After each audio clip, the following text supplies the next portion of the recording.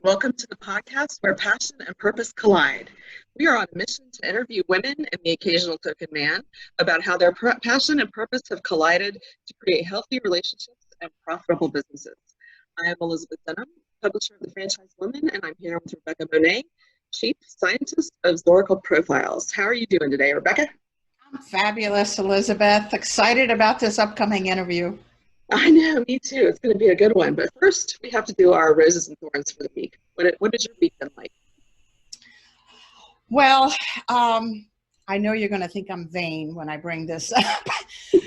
I live in San Diego, and we don't have bugs, right? And I think a lot of that is because so often we are in droughts. But this year, we've had a lot of rain, and so we have mosquitoes.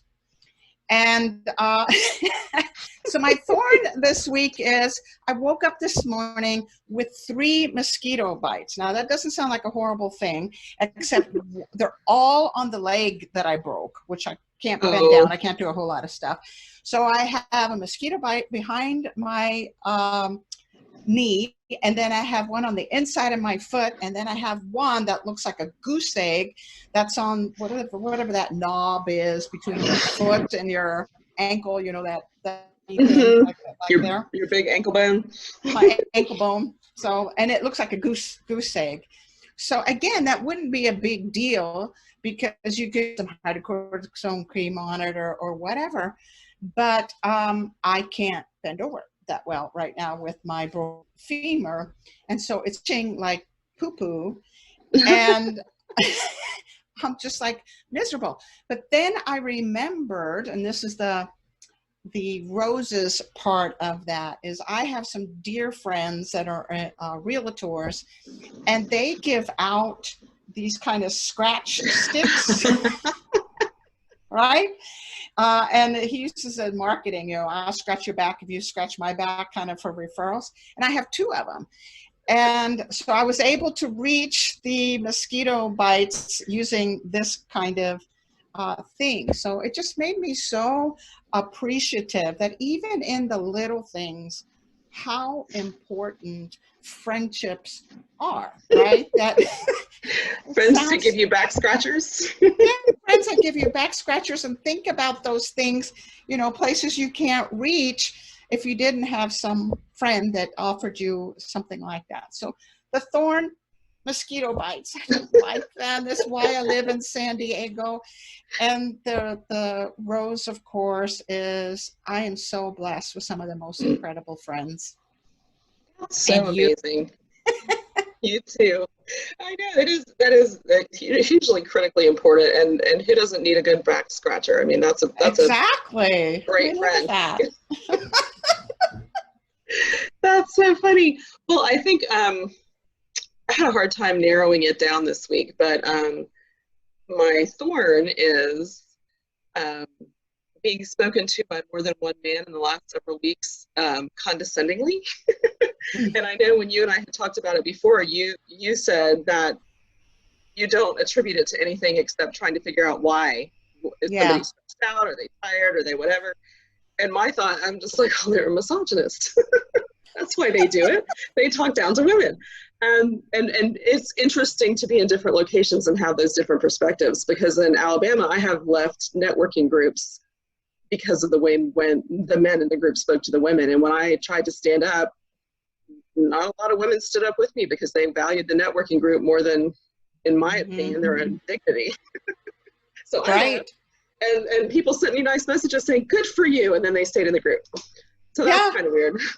The rose is that my son, and this is not because he's not here, my 17-year-old is on a trip with my brother and his daughter, and they're meeting my sister and her husband and their 2 kids. And they are going to Tennessee to a lake, and he was so excited he could hardly stand himself. I got a countdown every day to half day for weeks. They have plans. They make cooking videos. You know, they've got the dinners planned. And he's the big fish in the little pond this time. He's the oldest one, and they all think he's cool. So I'm excited for him to get to be the king of the castle for the next few days with his cousins and have a great time. And he was so irritating about how excited he was that I would just have to say, you've got to take a breath and just, calm down. But he said he did sleep. He worked until 10 o'clock last night. And he said, I'm so glad I got to work late because then all I have to do is go to sleep and get up. Oh, he's so excited. He's been so cute about it. So it's been more funny than irritating, but occasionally when I'm trying to work and he comes in here to give me the report about how many days are left, I'm like, okay, got it. Oh, Good. how fun. How fun. So I can't wait to hear how it goes when they get back. Yeah, me too. You'll have to report back. I will. Hopefully he will censor himself. But other than that, I'm sure everything will be wonderful. He's pale. He's a redheaded white boy. I love it. That, we are ready for our first commercial break. And when we come back, we will have our exciting guest. We can't wait to talk to her.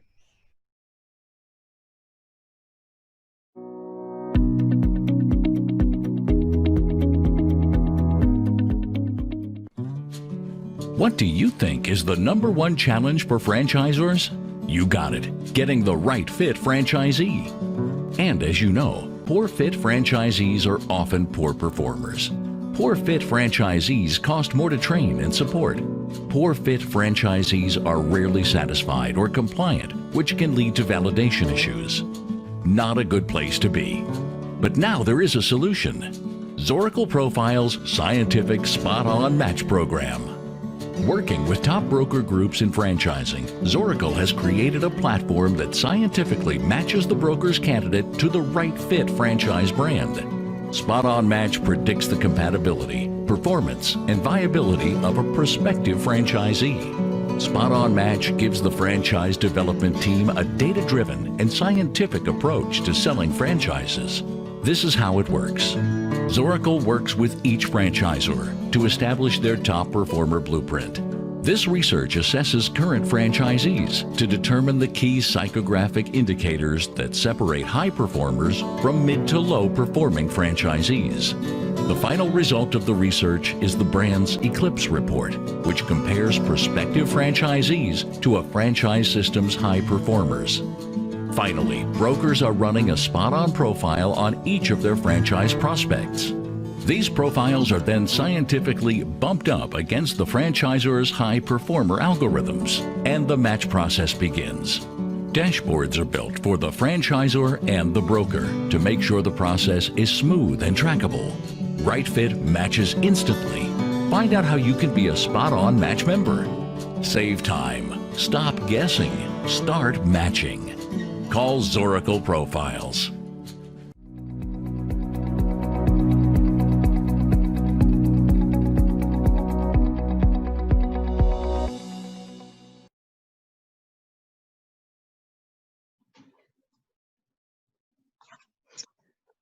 All right, well, Rebecca, you gonna tell us who we've got today? Oh, yes, obviously I'm so excited. So I want everyone to meet Nancy Bigley, Chief Operating Officer of Painting with a Twist. It's a franchise concept that pairs hands-on painting parties with wine. Oh, you can't go wrong with that, right?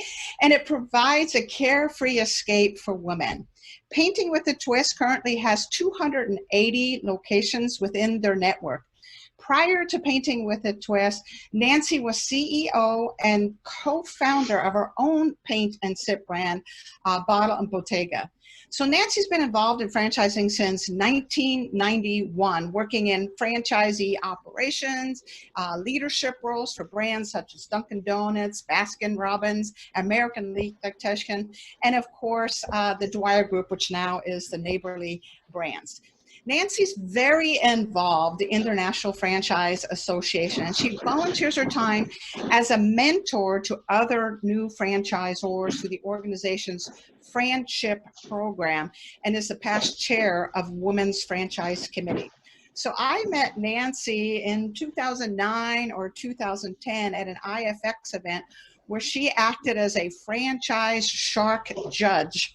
So I knew at that time Nancy Bigley was gonna be Bigley. So welcome, Nancy. We're thrilled to have you on the show today. Thanks for having me. I love that. I hadn't heard that before, but thank you. That's awesome. So I stole it from Donald Trump. I hope you don't mind. Don't mind at all. Oh, Elizabeth, let's toss it to you to ask Nancy our first question, because I know we have a list a mile long for her. Well, we do. And to start with, we talked to Richard Lavelle, who works with you a few weeks ago, who was delightful and gave a great answer about what it's like to work with a whole lot of women. And his answer related to women being more able to focus on work when they're at work and home when they're at home, and just get it done so that they can, put their day together appropriately. How do you think it is working? I know you have a mostly female team. So what is your response to Richard? Do you agree that that's the way women present themselves, particularly in your organization? I thought he gave a great answer. Yeah, that is a great answer. Poor Richard. Yeah, he's definitely overpowered in our company for sure, but he's amazing. He does a great job of balancing us all out. But yeah, I mean, I think for the most part, I don't know, we hope so, right? Like we hope that we're more focused and more organized and able to sort of multitask. I definitely, know with our group, we're a big group of multitaskers, but I also, I have a male on my team and he's a pretty good multitasker too. So, I think it just comes with the job. When you got a lot on your plate, you just got to figure it out, right? But yeah, I'd say he's probably pretty spot on. Well, and when we talked to you the other day to get ready for this interview, we talked about the fact that you all often have to coach men in working with women, how women think differently, how they analyze things differently, how they make decisions differently, that kind of thing. So tell me a little bit about that. What kind of coaching do you do to help men better work seamlessly with women?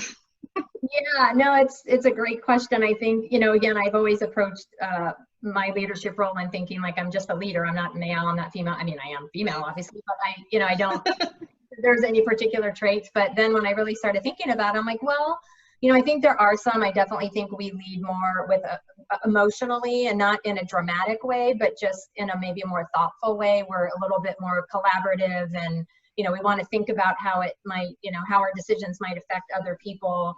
I do see that of myself. I see that of my counterparts and of people on my team. I definitely think I know, again, I'll put this back on me. Like I definitely will overthink things sometime. Like, God, should I do that differently? Or maybe I came across a little wrong. And my girlfriend leaders, we talk about this all the time, going, do you think men sit around and say that? And I should have handled that differently. Maybe I was a little too hard on them. And, so I think for women, we tend to do that, but I think it also makes us great collaborators, right? Like we want to collaborate. We want the team, we're definitely more about teams and teamwork. And I think that's, again, not that men aren't, but I think that's just a natural strength for women and as women leaders, and it's a great trait, I think. So, but it can do a little mental damage to us, I think, sometimes more than it really needs to. But yeah, I think you're right. I do think that is a more of a feminine trait, to be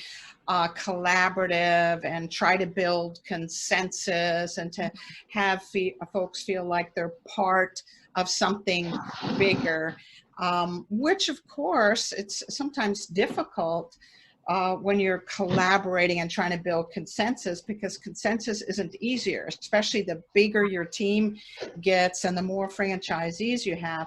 Not everyone's going to agree on everything. So you still have to make decisions and lead, and at the same time try to pull people in and get that full and total agreement. So this collaborative environment that you have created, are there things as a leader, as a franchisor, that you do to reward collaboration, that you do to encourage collaborations, not just with your team, but also with your franchisees? I think definitely, I think we can do a better job at that. I think I can personally do a better job at that. I mean, we definitely try to celebrate wins. So it's not, we also like creating contests and competition, but I think sometimes you have to be careful that that doesn't discourage teamwork, right? So like individual recognition is great. We started when COVID happened. We've obviously, as all of our counterparts have had to do, just really shifted gears. And one of the things we implemented was daily video calls like this with our franchisees. We had already been doing video, so they were used to it. We just cranked it up and we did it every day because there was just so much changing every day. And what we started doing on Fridays is having happy hour, but it also was a later day. And we would, my boss, Joe Lewis, our CEO, implemented this. So it's tell me something good. And so, you know, trying to get away from just the morbidity of what we were dealing with and just say, look, like there's good things happening too. Like share something, whether it's personal or business, like something good that happened this week that you want to share with everyone else. And it really, I think those types of ways to just celebrate the little things, even, it doesn't always have, some of them were big, but sometimes it was just little. Like, someone's kid graduated from high school, and, you know, I mean, and I think that sort of celebration and being able to celebrate together is a great way, you know, to sort of, you know, again, create collaboration, create a great culture, and, you know, get people focused on, you know, that there's good things happening. It's not always bad. I tend to always, you know, I'm a real strong driver of everything. And so I'm constantly like, what can be better? What can we do here? What can we do there? And I have to pause a lot and go, wait a minute, we have to celebrate too. And it's not easy to do that when you're just rolling really fast, and especially with what's going on right now. Sometimes you feel guilty celebrating, honestly, when things are bad. So I think we were also trying to be super sensitive to that. Like, we didn't want to be like, oh my God, everything's amazing, when it's not, right? But we also need to get out of that dark place and start looking for the light.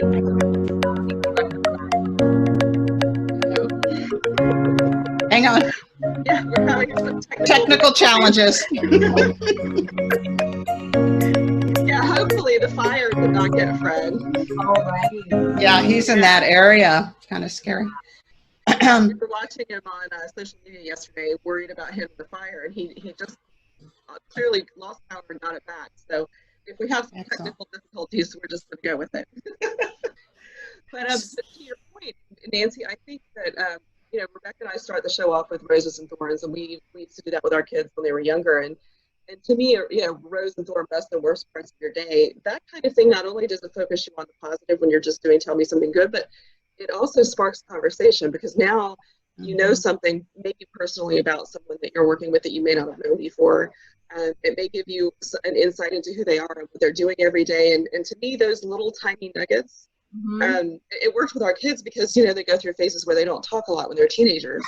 But when you're working in a professional setting where people may or may not share as much, that kind of opens the door to a little bit of more intimacy, I think, and in a time where everything is very stressful, don't you? What do you say?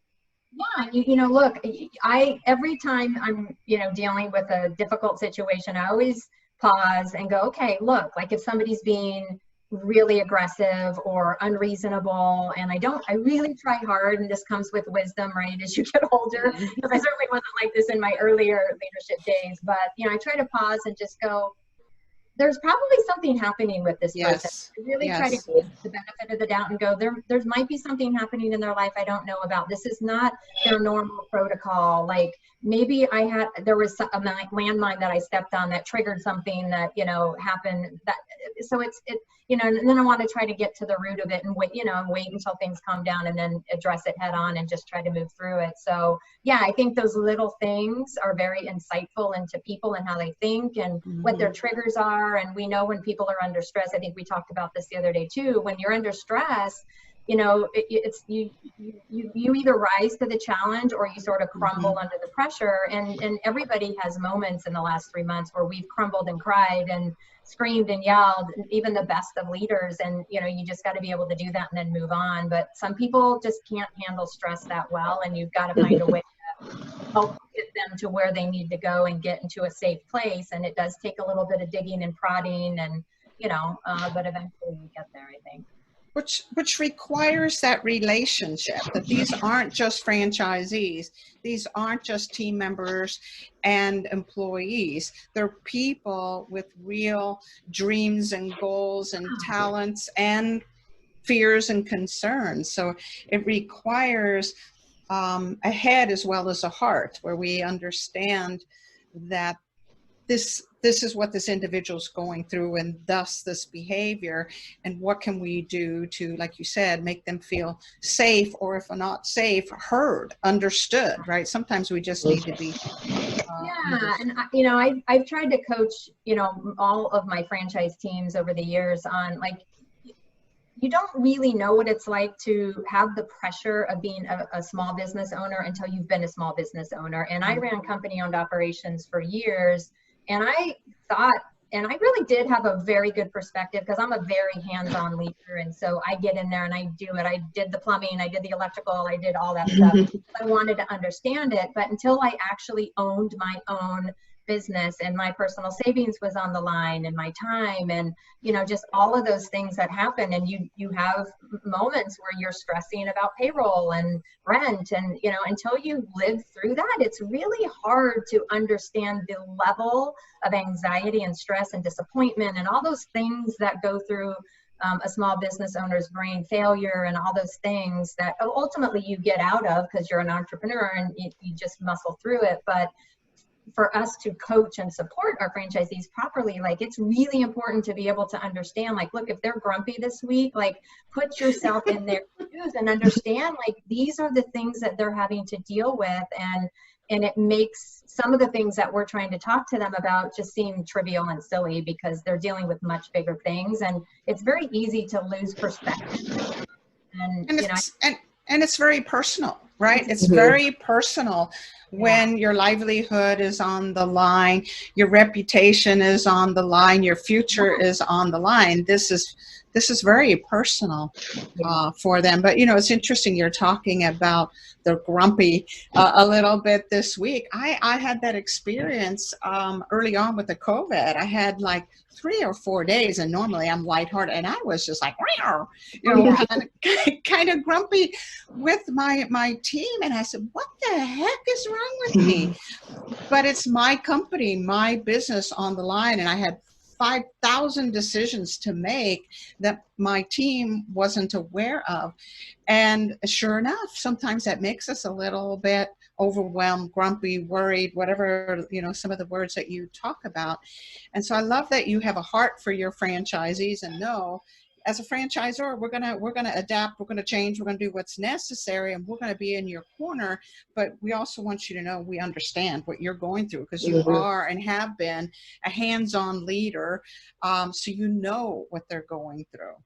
Yeah, and you know, I don't think oftentimes franchisees do feel that their franchisors know, and it's true, right? For the most part, it's hard to put yourself in that position. But you know, your point is super valid, and what we're dealing with right now, because I've found myself in those weeks or days as well, and I'm like, what is wrong with me? This is not my normal behavior. But you know, we have to go on when things are in crisis for our teams, for our franchisees, and you know, at some point we need someone too, right? Like, we need people to be able to just go, I need to cry, or I need to just yell, or I need to vent, I need to like get this negative energy out because I got to get refocused again. And I think, you know, self-awareness is a huge attribute that I try to be very mindful of. And I think, you know, as women leaders, we are pretty self-aware also. And I think that serves us so well because, you know, you can't keep pushing through the mess if you don't know when you've hit your wall, and you readjust. And I have an amazing network that I've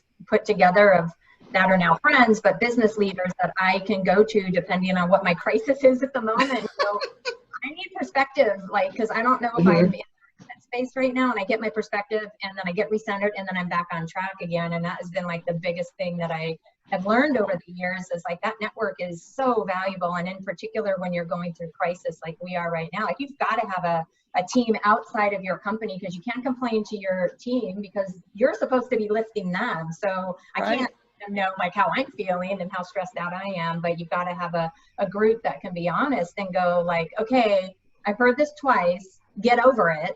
Like, we're not talking about that again, and go, okay, I got it. Or just give you some little reminder advice that you can go, yeah, I forgot about that. Okay, like I can get recentered, because we're not doing anybody any good, right? When we're in those phases, and you don't want to stay in them too long. Well, it's so true, and I think that applies to so many things, because when I wrote my my dating book, I called those people who lacked self-awareness those who fail to embrace their own reality. Because I think there are a lot of people out there who do that. They don't recognize their issues or other people's or what's going on in their own life. And we touched on this the other day as well, and I wanted to bring this back a little bit to leadership and in that same concept, those of us who fail to embrace our own reality and maybe question ourselves. You talked about, did I overanalyze? Did I say that right? Did I make the right decision? And the imposter syndrome that some of us struggle with in terms of that, and not embracing the fact that you're a great leader, you're doing a good job, you're doing the best you can. Nobody can predict something like this. There's no playbook for COVID, you know? So talk to me a little bit about that. I mean, and how do you overcome? Do you feel that way sometimes? And if you do, how do you overcome that? Always. I always overanalyze and go, dang it, I handled that. I could have done better. I you know, because again, I'm a driver, and I'm very direct, and I don't pause enough sometimes to just go, how are you doing? Like, are you okay? And, you know, I still struggle with that. And it's certainly not that I don't care. I care about my team tremendously. But I'm just always looking at the 100 things that we've got to get done. Yeah. The repercussions if we don't execute well, and it's all of the franchisees, right, are the repercussions of if we don't get it right. And so I just hold that pressure.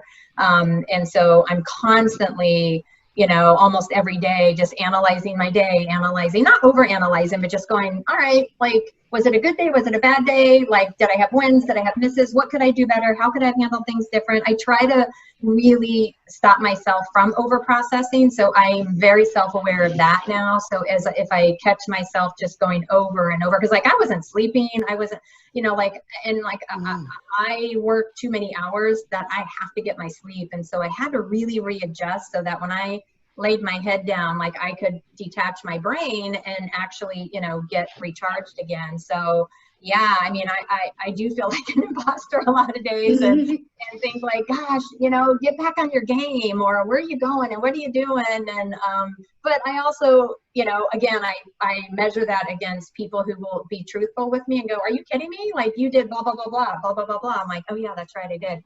And so you kind of need that perspective so you don't derail yourself. But again, I think that's where the network is helpful. But I don't want people to just say, oh my God, you're amazing. And I'm like, no, be truthful with me. Like, I want to know, like, yeah, you could have handled that different, or yeah, you came across a little aggressive. If I come out of a meeting or a presentation, or, you know, if we're on with franchisees, like I will link back in with my boss or, you know, our CMO and say, did that come across bad, or somebody on my team? Like, did I handle that wrong? Like, did I come across as being a little too aggressive? Like, I really do want to know.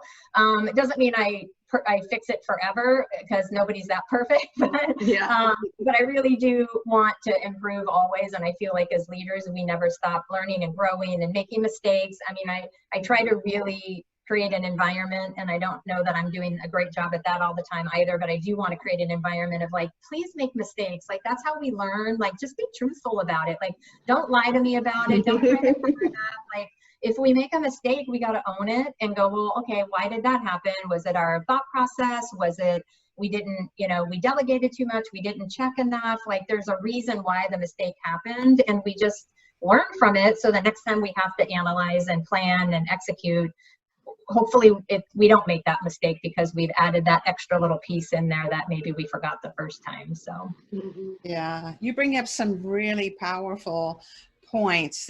I think this imposter syndrome is common for many leaders, especially women leaders, and the way you've balanced that is some self-assessment, right? Some honest self-assessment, and then reaching out to your network, some that are steps ahead of you, some that are same where you are, that are giving you feedback, to give you honest feedback. And then the third thing, which is encouraging others and yourself to try things and make mistakes. That's how we learn. That it's this perfectionistic attitude is oftentimes the core of an imposter syndrome, that I don't measure up, I'm not perfect yet. So by just knowing we have to make boo-boos, we have to make mistakes and grow, allows us to get out of that space. It says, You know, there's interesting, there's a lot of cultures now out there that are actually encouraging employees to take more risks and make more mistakes. They're rewarding the mistake Yeah. because it shows the willingness to take a risk. Yeah, it's a tough one to communicate though, because, you know, I'm constantly telling my team, like, it's okay to make mistakes, or it's okay to tell me that I screwed up. And they're like, yeah, sure. And I'm like, no, I mean it really. And, you know, but again, you got to think back, like, well, have I responded in a way that doesn't make them feel safe? But I think it's hard for people to feel safe to admit mistakes, to admit they don't know something. You know, everybody wants to make you proud, and they don't want to admit that they don't know something. And it's my constant challenge is, how do I better make my team feel safe? So that they don't have to worry about making mistakes. And, you know, I know a lot of it is my reaction to it, because I do get mad sometimes and like, gosh, how could that have happened? We've talked about it 5 times. Because I also say, like, look, make mistakes, but don't make the same mistakes over and over and over again. Right. So I have to really check my reactions, you know, when they happen, because I don't want to say something but then react in a way that is counterintuitive to sort of what I'm saying. So, you know, it's a constant improvement. Yeah, for all of us. But you're right, there's this wonderful balance of encouraging people to take risk, and it's okay to make mistakes, but don't make that same mistake 1,000 times. Yeah. If you're making it that many times, you haven't learned from it. That's just being reckless, right? And lazy. Yeah, agreed. Completely different problem. Yeah, completely different problem. Well, I want to talk a little bit about, you've touched on some things that you've been through during COVID, and I know Painting with a Twist, when we talked to Richard, he mentioned some of the pivots that you were able to do in terms of curbside pickup or kits by mail, that kind of thing. I want to talk about that, but I also want to talk about, in general, the empowerment that you offer as one of the goals of Painting with a Twist, to empower particularly women to be business owners, to have something that's their own, and that kind of thing. So if you can speak to those things, that would be great. Yeah, I think, you know, our business is so exciting for a lot of different reasons, but I think the way it's allowed women to, who never thought they would be business owners, to become business owners. And, you know, we have several really amazing success stories where we've had artists or managers within our franchisee studios who have gone on to either buy those locations or buy a neighboring location, or a location even in another state, and have been extremely successful. And those are exciting stories to me, because, you know, it's opportunity. And I think, you know, I've been, you know, given amazing opportunities in my career. I mean, they weren't given to me. I worked my butt off to be put in positions to be offered opportunities that I took advantage of in a good way and learned from and grew. And I feel like that's what Painting with a Twist is, you know, allowing. It's allowing people who want to work hard, who want to learn, who, you know, want to just grit it out and just, you know, really learn and grow to do it. And that's exciting. Like, I think it's just empowering and exciting to see and hear the stories of, you know, these women and men too, because we have some amazing men in our system. And so I don't want to neglect them. But some amazing people in our brand that, you know, I'm sure maybe would have had those opportunities in other brands, but I feel like it's not only an opportunity, but it's really where their passion is. And art is an area that you don't often get opportunities for big growth, right? And to own businesses. And usually it's sort of a side passion that you're lucky if you get to make a little bit of money from.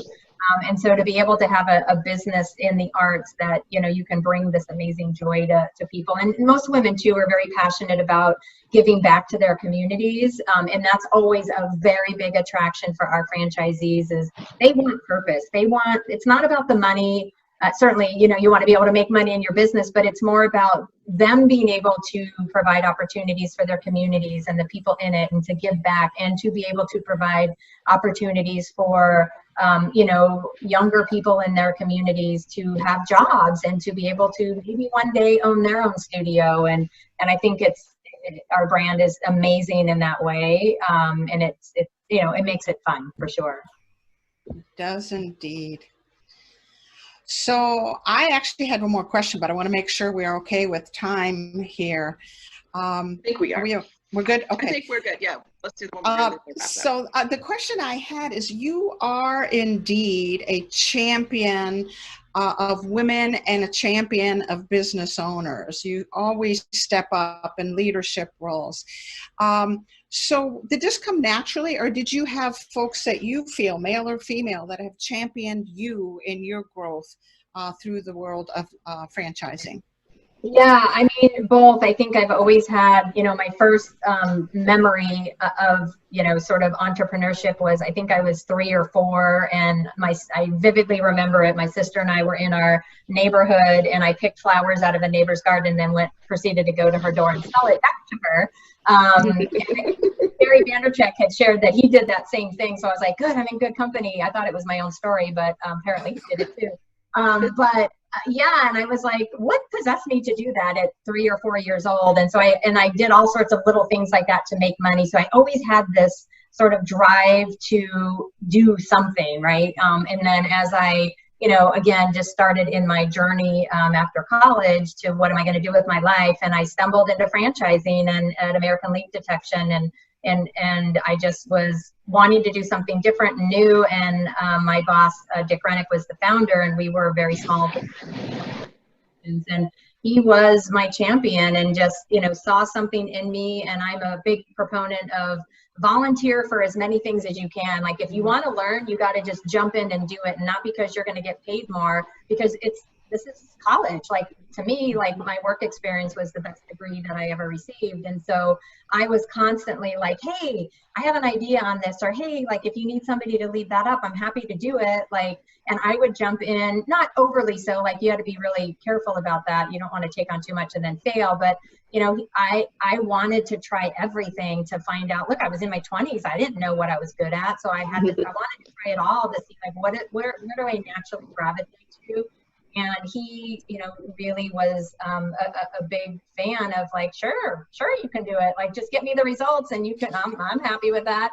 And so that's how I really, that was, when you have that support at a young age, it's really important. And then he really was the one that introduced me. He's very active in IFA. So he introduced me to a lot of my friends and now mentors and different people that I still connect with now, and learned, law from, and, all the different aspects of franchising. I learned from amazing people that had, grown up in it and had that experience. And, I always tell people, as I talk about leadership or talk about, just things to think about, it's like, be in a company where you do have a champion. I've had every company I've been at, I've had an amazing boss who continued to allow me to try things that I love to learn. So I was constantly like, let me try that. let me see if I can do it. And they allowed me to fail. They allowed me to make mistakes. I felt safe. I felt like I was in an environment of being safe. So if I was in over my head, I could go back and go, you know what, I'm in over my head. I don't think I'm the right person here, but look, I have a solution for you. Here's somebody who can do it better.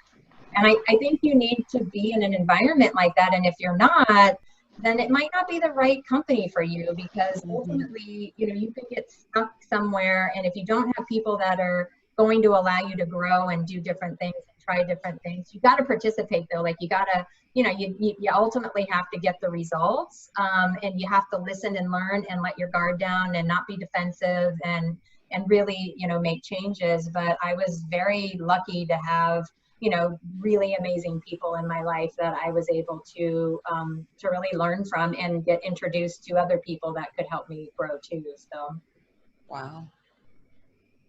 Well, we are about out of time, Nancy. Oh, absolutely. You already are. I can tell. But tell people how they can reach you if they wanted to get a hold of you after hearing your interview today. Yeah, my email is nancy.bigley@paintingwithatwist.com. It's super long, but it's fairly easy. So easy to remember for sure. Easy to remember. Thank you. Yeah, thank you so much for coming on. We could have talked to you for hours probably, but you had a lot of great insights. I think it's important for women in business to hear these things, and it's important for younger women coming up thinking about business ownership. So hopefully these conversations will inspire other people to join in. Thank you. It was great talking with you ladies. I appreciate it. Thanks, Thank you. Nancy. We'll talk to you again soon, and we will be right back after this next commercial. The Franchise Woman is a bi-monthly digital magazine that empowers women as they navigate the franchising industry by providing relevant news, tools, advice, and inspiration. We are a resource for women who are seeking to own their own businesses, improve their existing businesses, find creative solutions, and take advantage of franchise opportunities. We feature women in the business who best exemplify our ideals and have something to teach our readers. In addition to our exclusive articles relating to the female entrepreneur, we also feature brands that are geared for women. Women have become the fastest growing sector in business ownership and have become a powerful, influenceable force fueling the economy. The Franchise Woman will give you the news that is relevant to you to help you navigate the path of successful franchise ownership. By women, for women, and about women. We are the Franchise Woman. Join us today at www.thefranchisewoman.com. Welcome back. Welcome to Women in the Know. Women in the Know is the show where we discuss everything from politics to policy to relationships to marketing, from franchise growth to difficulties between franchisees and franchisors. Today's topic goes very nicely with our interview that we recently did with Nancy Bigley. Why do so many leaders have imposter syndrome? Rebecca, what do you think? Wow. Well, it's interesting because this imposter syndrome is growing in the last, several years, in part because of social media, but also because we're talking about it. I remember years ago doing some research on what was called supernovas, the idea that people get super successful and then they sabotage themselves, whether in sports or business or whatever. And I think this imposter syndrome leads to that, this feelings of underneath that who I am is not what I feel I am inside. So that self-doubt, the feelings of inadequacy. Nancy talked about this perfectionistic attitude that, if I do it right, I do it perfect, then I'm not an imposter, I'm the real McCoy. And I think some of it's also just the fear of being judged, right? And that what I'm presenting as a leader, especially a leader as Nancy is talking about, inside there's not that congruity, that consistency. I don't feel that my outside is the same as what I'm feeling inside. So it oftentimes feels like someone is an imposter. So they're rising, but there's some incongruity. There's a disconnect that goes on. But it's becoming much, much more prevalent, this imposter syndromes. It's an interesting thing too. We were talking about it the other day, and I think I said something like, if somebody looked at my bio that I put on everything, they might think I'm something. And I remember the first time, because I don't feel like something, but I remember I wrote for the Huffington Post for a while, and I was trying to build a platform for my book. So I wrote, and it was about online dating. So I was writing on their divorce page and writing all these things. And Plenty of Fish, the CEO of Plenty of Fish, had his marketing people reach out to me and ask if I would profile him. And none of this was paid. It was a blog on the Huffington Post, so I wasn't an employee. But I just thought, who does he think I am? I mean, that's so interesting to me. Who does he think I am that I'm going to get him publicity or do whatever? Instead of thinking, oh, he read what I wrote, he liked what I wrote, and he thinks I have something to offer him in terms of getting some visibility. And it's just a funny little mindset thing, because it is. You can make anybody look good with words, but believing those words, like I wrote a resume one time for a friend of mine who'd been a stay-at-home mom for 20 years, but she was the most on it, go-getting type person. She was in charge of ETAs, and she raised $10,000 for some fundraiser at school, and she was in charge of everything. So when I wrote her resume and put her skill sets down, it looked like she'd been employed the whole time. And she got hired, but she had not seen herself that way. No. But I'm like, but look at all these things you've done. You've raised money at tennis tournaments, and you've chaired committees, and you've been in charge of. She was always large and in charge. One of those. She was a little tiny person who was always in charge. But you have to see yourself that way. She's like, I don't have anything to put on my resume. But she did. I mean, it ended up looking pretty darn good. So it's Yeah. perception, partly, and embracing your own reality.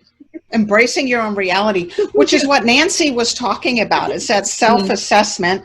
And then the second thing she talked about, and I think applies here, and what your friend did with getting you to help her with a resume, is to talk to others and see how they see us, because they're going to see us in our full glory. We're going to see ourselves as dorky and not fully evolved yet, right? We don't see ourselves how others see us. So having those folks around us that can give us feedback, self-assessing on a regular basis, getting out of the perfectionistic side of us that we have to have it all together and be perfect, and know that God is not through with any of us. None of us are done learning, and that's not an easy thing to do, because you're right, on paper sometimes we look a little different than what we look like in our heads and in our hearts. You know, your story is one that I can fully relate to.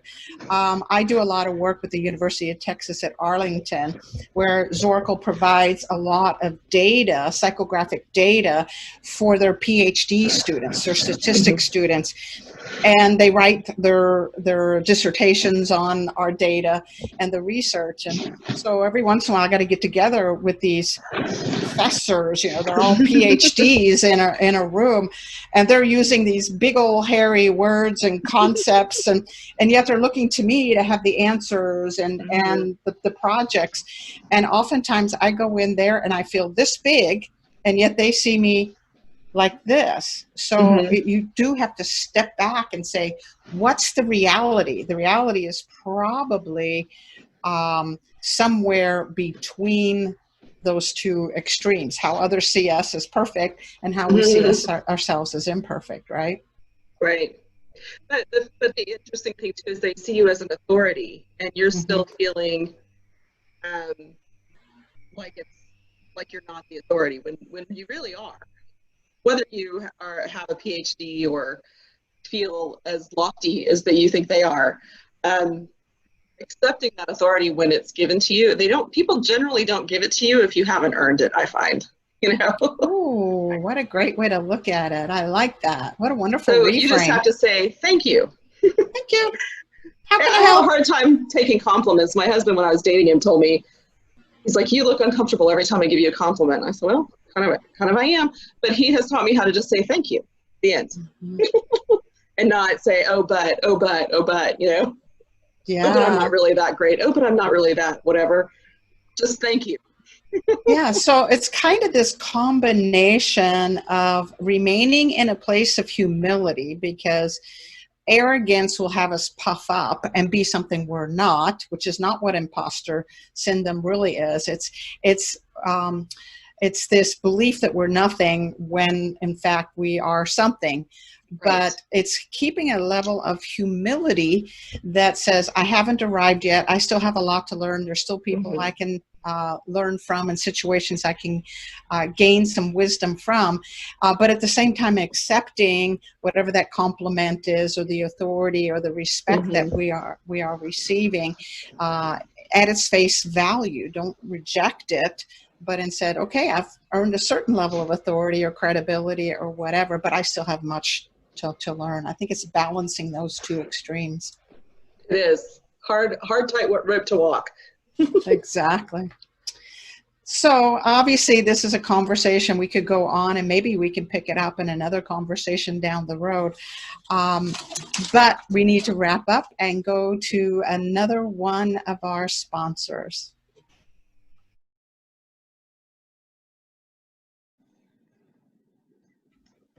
So, welcome back to Ask Beck and Liz, where no topic is off limits. We want to answer your questions about business, about life, and everything in between. In fact, you can have your questions answered simply by emailing us at ask@beckandliz. So that's ask@beckandliz, and send us whatever questions you have about any topic, and Liz and I will tackle it with vim and vigor.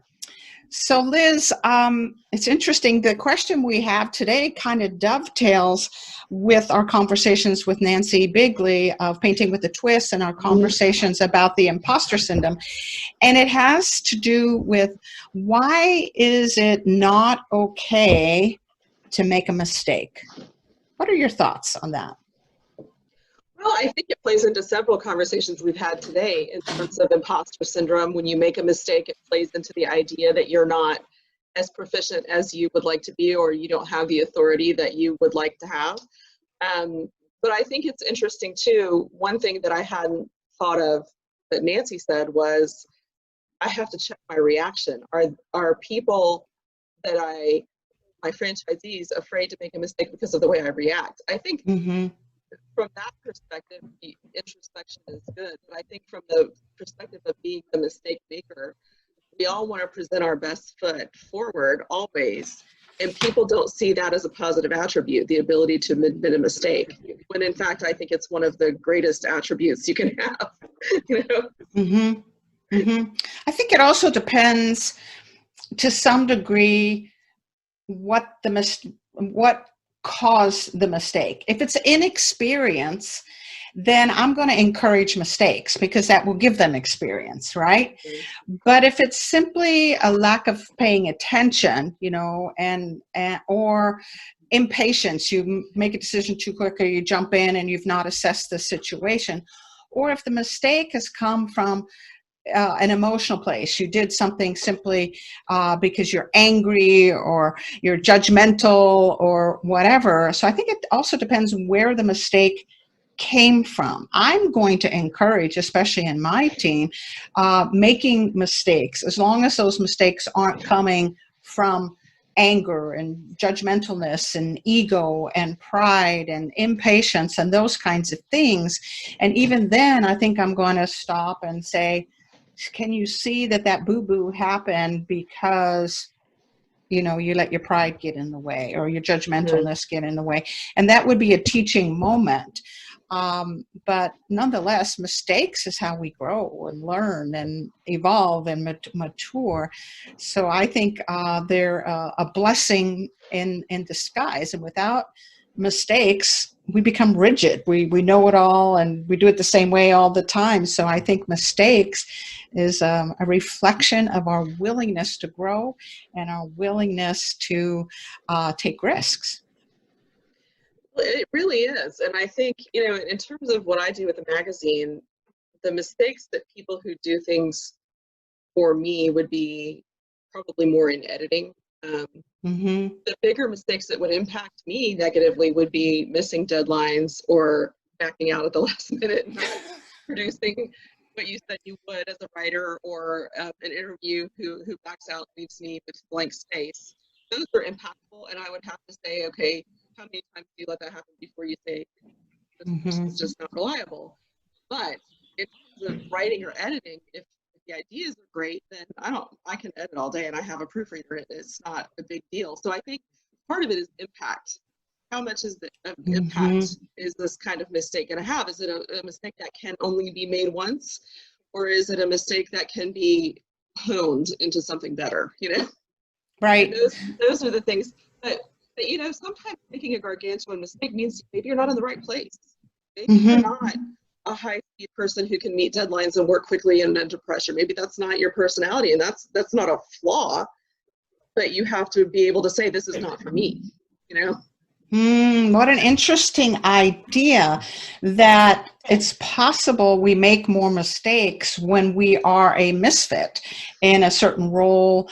And so it's not our natural inclination to do that. So I like that idea that sometimes it could just be a misfit of roles or situations. And sometimes it's a character flaw, meaning I'm undependable, I'm unreliable, I make promises I can't keep, I don't pay attention to detail. Whatever it is, could be a character flaw. And those are very different. A character flaw we could work on, right? We can learn to become more reliable, more dependable, or more consistent. But if it's not a good fit, meaning I shouldn't be an editor, I shouldn't be a writer, I shouldn't be a teacher or lawyer, doctor, Indian chief, whatever, then we're naturally going to make more mistakes if we're a misfit. Right, and I think you end up caring less about what you're doing when it's not what you're supposed to be doing. So when you find yourself, like today, I was doing a lot of editing and I was moving things into design, and it was kind of just going. But I love it. I love reading writers' things that come into me, and I see what their perspectives are and their ideas are and their way of expressing. That kind of thing exhilarates me. So if you find whatever it is you're supposed to be doing that excites you and exhilarates you and energizes you, you're going to care enough about it that you're going to try as hard as you can to do it right. Yeah, and that goes back to the growth and the risk.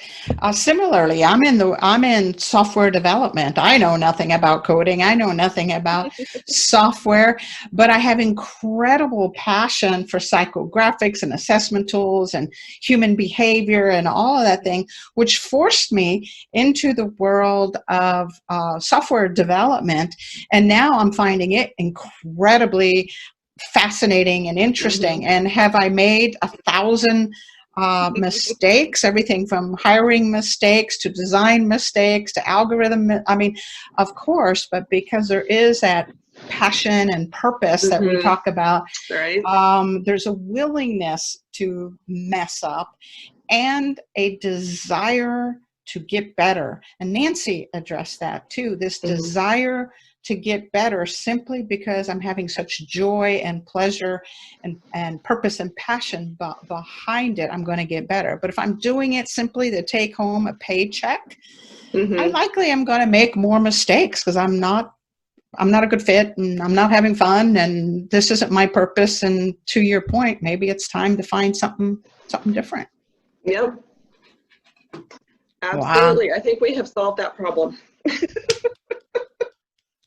Chop. Okay, bring on the mistakes, but only if they're passion driven and on purpose. And if you're making too many mistakes, consider maybe you're just in the wrong role. I love it. That's all you gotta do. That's right. So that actually wraps us up with the Ask Beck and Liz show. So we're going to sign off.